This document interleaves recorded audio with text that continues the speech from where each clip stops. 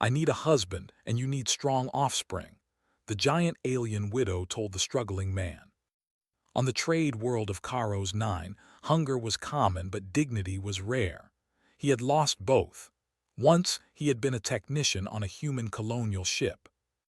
Now he was just another displaced human, sleeping under metal awnings near the cargo docks, doing small repair work for scraps of food and borrowed power cells. His name no longer mattered to most people. Humans were considered weak here, too small, too soft, too fragile. Still, he survived. Every morning he repaired broken machines that others had given up on. He fixed door seals with wire and patience. He restored power conduits with careful hands. He listened more than he spoke. And when trouble came, he stayed calm. That was how humans endured quietly. That morning the sky above the docks darkened. It was not weather, it was a ship. The vessel descending from orbit was enormous, shaped like a moving mountain of black stone and metal. The ground shook when it landed. Dock workers froze. Even hardened mercenaries stepped back. Everyone knew that design, giant kind. The giants were one of the oldest species in the sector, massive, towering beings with skin like stone and voices like thunder. They valued strength above all else. Their society was built on dominance, lineage, and survival by force. Humans avoided them. The man lowered his eyes and continued working, hoping to be ignored. That hope lasted exactly 3 seconds. A shadow fell over him. He looked up. A giant stood before him, twice the height of any other being nearby. Her armor was dark red, etched with symbols of battle and loss. Her eyes were sharp, ancient, and tired. Behind her stood guards carrying weapons large enough to crush vehicles. She was not just any giant. She was a widow. Everyone knew the signs, the black markings across her armor, the broken crest on her shoulder. Among her people, a widow was dangerous, not because she was weak, but because she had nothing left to lose. "You," she said, her voice deep but controlled. "Human." The man stood slowly, keeping his hands visible. He had learned that sudden movements were mistakes. "Yes," he said simply. "You repair machines." "I try," he replied. Her gaze swept over his thin frame, his worn clothes, the small tool kit at his side. By giant standards, he looked like something that could break under a careless step. "Come with me," she said. That was not a request. Guards moved forward. People around the docks looked away. No one helped humans when giants were involved.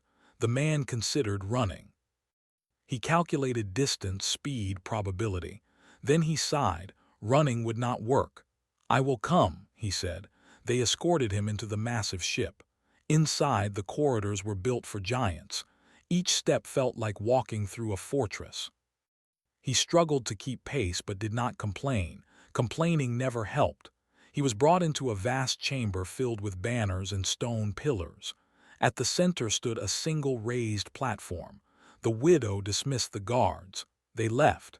Now it was just the two of them. She studied him in silence.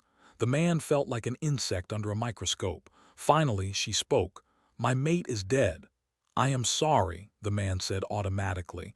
It was the polite thing to say, though he doubted it mattered. "He died in war," she continued. "He was strong, brave." Respected, she stepped closer. The ground vibrated. "Our laws are simple," she said. "A widow without offspring loses her territory. Her enemies take everything. Her people scatter." The man swallowed. "I do not understand why I am here," he said honestly. Her eyes narrowed, not in anger but in thought. "I need a husband," she said. The word struck him harder than any blow. What?" he said before he could stop himself. "You heard me," she replied calmly, "and you need strong offspring." The chamber felt suddenly too small. "I am not strong," the man said. "I am human." She tilted her head slightly. "That is why you are here." She began to pace, slow and heavy. "My people are strong in body," she said, "but we are predictable. We break what we cannot bend. Our children inherit muscle and fury, but little else." She stopped in front of him again. "Humans are small," she said, "yet you survive everywhere, you adapt, you endure, you change." The man felt something stir inside him, not pride but recognition. He had heard humans described as weak all his life, never this. "You think my children would be strong?" he asked quietly. "Not just strong," she said. "Different." He looked at the floor, his thoughts racing. This was madness. Giants and humans were nothing alike. Their cultures, their biology, their worlds, everything was different. And yet, "What choice do I have?" he asked. She answered without hesitation. "You can refuse," she said. "You will return to the docks. You will starve or be crushed or forgotten." That was not cruelty. That was fact. "If I accept," he asked, "you will be protected," she said, "fed, given purpose, and my people will watch." Watch for what? To see if a human can be more than weak. The silence stretched. The man thought of Earth long lost, of the colony ship broken in deep space, of years spent surviving without belonging. He thought of dignity. "I will not be a possession," he said carefully. "I will not be treated as an object." The widow studied him longer this time. "Good," she said. "Objects break." She extended one massive hand. "Choose," she said. The man took a breath. Then he placed his small hand against her palm. "I choose to live," he said. The journey to her territory took days. The giant world was harsh, mountains like blades, storms that tore the sky apart. When they arrived, the fortress city rose from stone like a crown. The people gathered. When they saw him, laughter spread. "A human," someone shouted. "That is the mate," another mocked. "He will not last a week." The widow said nothing. She stood tall, unshaken. The man felt fear, real fear, but beneath it was something else. Resolve. He would not outfight giants, but he could outlast them. As he stepped into a world built for giants, he did not know if he would survive. But for the first time in years, his life had meaning beyond survival. And that, he knew, was where human strength truly began. Stone towers rose into the clouds, connected by wide bridges built for giant strides. Fires burned day and night. The sound of hammers, voices, and distant roars filled the air. To the giants, this place was home. To the human, it felt like standing inside a living mountain. From the first day, eyes followed him everywhere. Some were curious. Most were hostile. He was given a small chamber carved into the stone near the widow's hall. For a giant, it was barely a closet. For him, it was more space than he had known in years. There was food, real food, and clean water.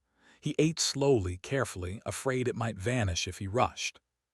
The widow kept her distance at first. She did not defend him publicly. She did not soften the truth for her people.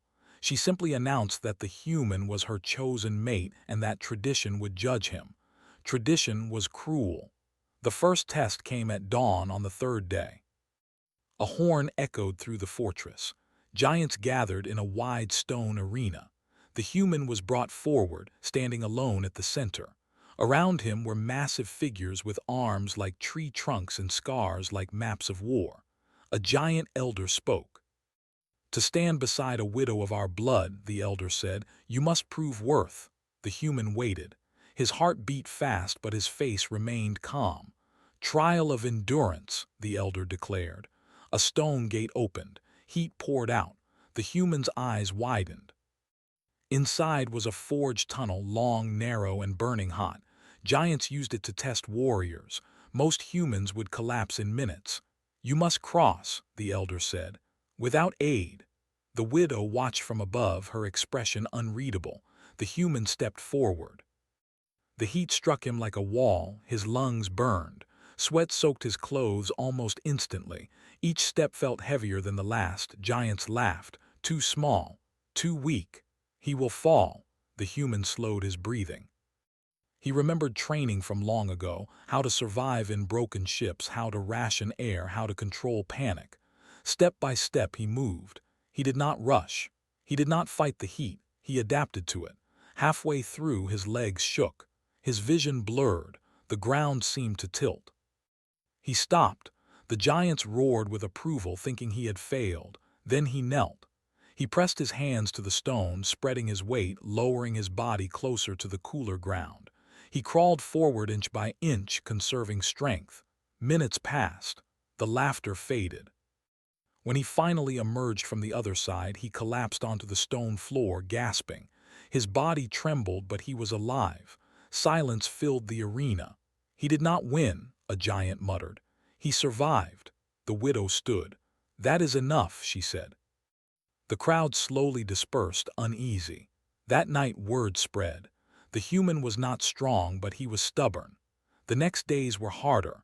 He was assigned tasks meant to break him, carrying heavy tools, working long hours repairing old machines deep within the fortress. Giants expected him to fail or beg. He did neither. He asked questions. He listened. When a water system failed, giants prepared to tear it apart and rebuild it by force. The human stopped them. He studied the pipes, traced the problem, and fixed it with a simple adjustment. Water flowed again. When a bridge cracked under stress, giants argued over blame. The human pointed out stress points and suggested reinforcement instead of replacement. The bridge held. Slowly, something changed. Giants still mocked him, but some began to watch instead of laugh. Children followed him, curious about the small being who did not shout or strike but always found answers. The widow noticed everything. One evening, she summoned him to her private hall. The chamber was quieter than the rest of the fortress, lit by soft fires instead of roaring flames. "You embarrass my warriors," she said without anger. "I am sorry," he replied honestly. She studied him. "They train all their lives to be strong," she continued. "You arrive with nothing and still stand." "I do not want to shame them," he said. "I just want to be useful." That answer surprised her. Among her people, usefulness came from dominance, from victory, from fear. "Why do you help those who insult you?" she asked. He thought for a moment. "Because if the fortress fails," he said, "we all fall, even those who hate me." She was silent for a long time, then she nodded once. The next test came without warning. An alarm rang through the city. A section of the outer wall had collapsed after a storm. Beasts from the mountains poured toward the gap. Giants rushed to fight. The human ran toward the wall. "Stop him," someone shouted. "He will die," but he ignored them. At the breach, chaos ruled. Giants fought the beasts head-on, crushing them with brute force, but more kept coming. The wall was too wide to defend. The human climbed a fallen structure, his hands bleeding against sharp stone. He saw what others did not. The wall had collapsed in layers. If the supports were shifted, the rubble could be used as a barrier. He shouted instructions. At first, no one listened. Then a giant fell. The beasts surged forward. "Listen to him," the widow roared from the battlements. Her voice cut through the noise. Giants hesitated, then followed the human's guidance. They lifted where he pointed, braced where he warned. In minutes, the gap narrowed. The attack slowed. The beasts retreated. When it was over, the giant stood covered in dust and blood, but alive. The human sat against the wall, exhausted. A young giant approached him. "You are strange," the giant said. "You fight without fighting." The human smiled weakly. "I fight to keep everyone alive," he said. That night no one laughed. The widow stood before her people. "This human has no giant strength," she said. "Yet today he defended us all." She looked down at him. "He remains." There were still enemies, still whispers, still trials to come, but the human was no longer just a curiosity. He was becoming something dangerous to the old ways. Proof that strength was not only measured in size, but in the will to endure, to think, and to protect others even when the world wanted you gone. As days passed, the human's presence stopped being a joke and became a statement. Giants no longer laughed openly, but that did not mean they accepted him. Whispers moved through the fortress like cold wind through stone. "He weakens her rule. He bends our ways. She has lost her fire." The widow heard everything. So did her enemies. They came from the old clans, giants who believed strength only existed in fists and broken bones, leaders who had waited for any sign of weakness. And now, they believed they had found it. The challenge was declared at dawn. A war horn echoed across the fortress city, deep and violent. Giants gathered in the central arena, the oldest place of judgment among their kind. Stone seats carved from mountains surrounded a wide pit marked with ancient scars. The human stood beside the widow as she faced the crowd. A towering clan leader stepped forward, his armor heavy with trophies. "You have broken tradition," he said loudly. "You have taken a mate who cannot fight, who cannot lead, who cannot protect." Murmurs of agreement followed. "You endanger our future," he continued. "We demand the trial of blood and choice." Silence fell. The human felt his chest tighten. He had heard of this trial in fragments. It was meant to end disputes in a final, public way. The widow did not hesitate. "I accept," she said. She turned to the human. "This trial is not just about me," she said calmly. "It is about you," he nodded. "I understand." The rules were announced. At sunrise the next day, the human would enter the arena alone.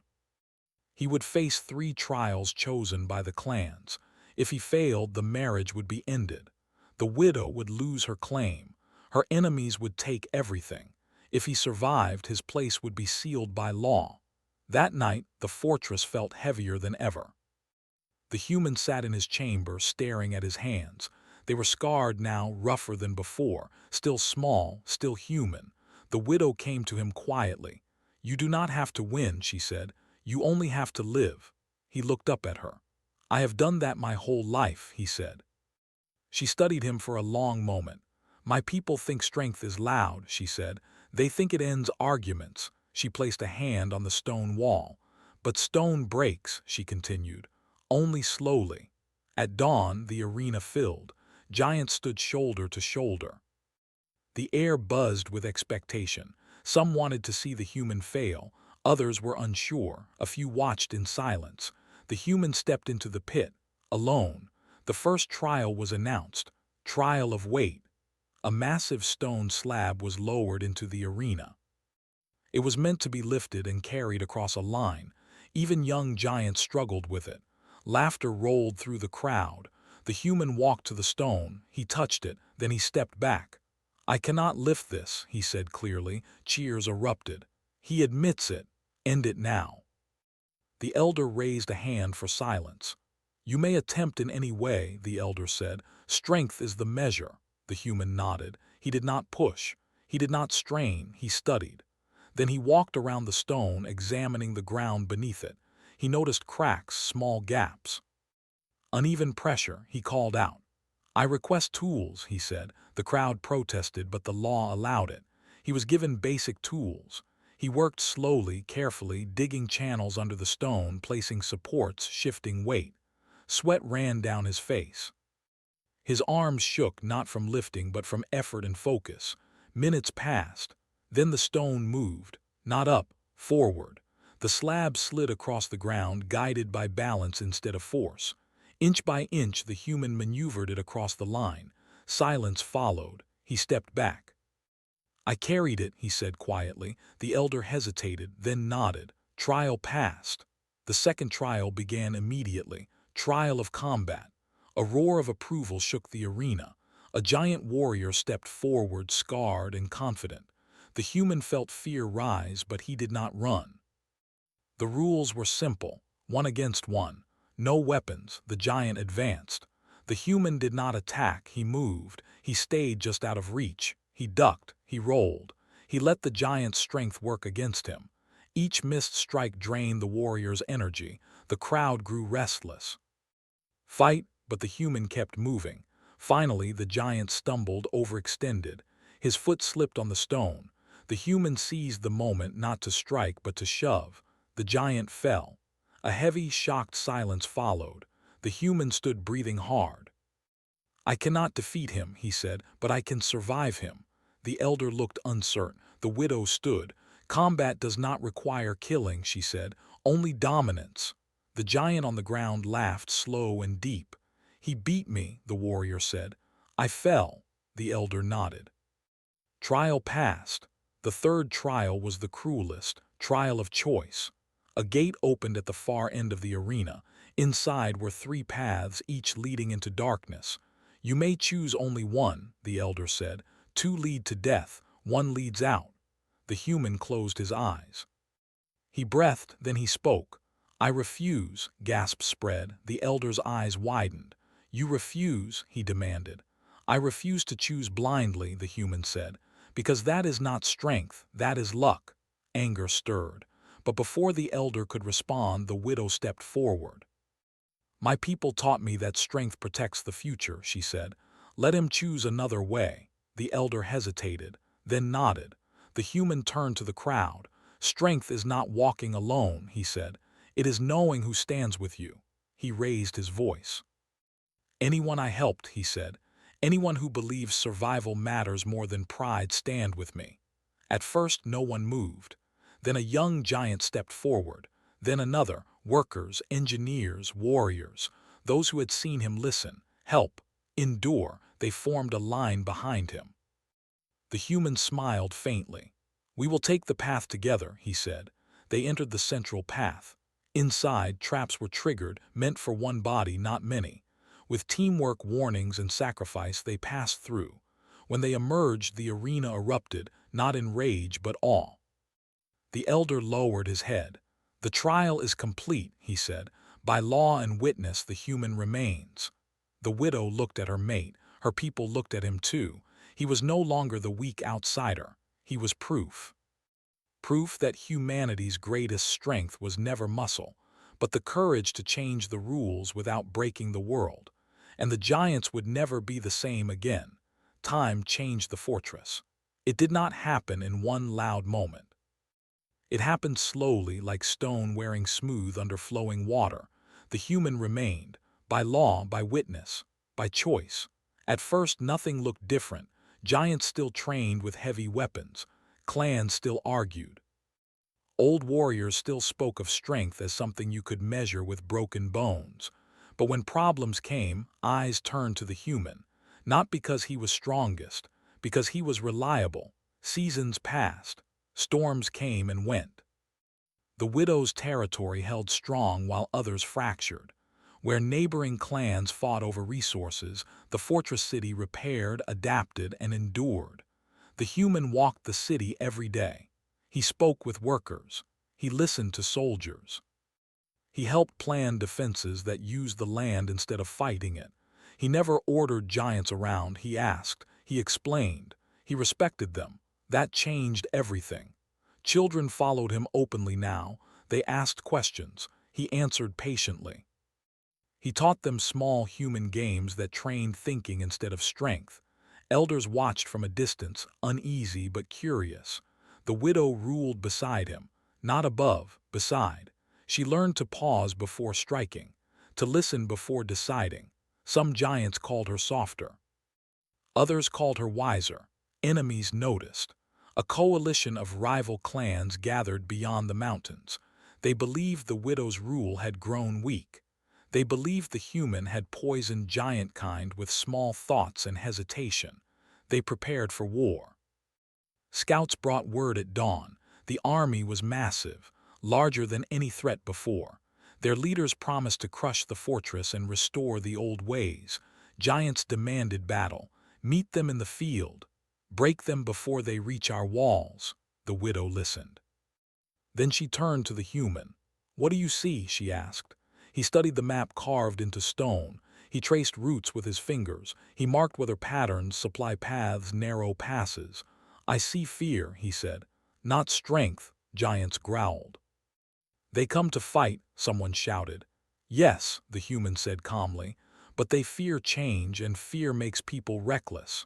He proposed a different plan, not a charge, a defense. They would not meet the enemy in open battle.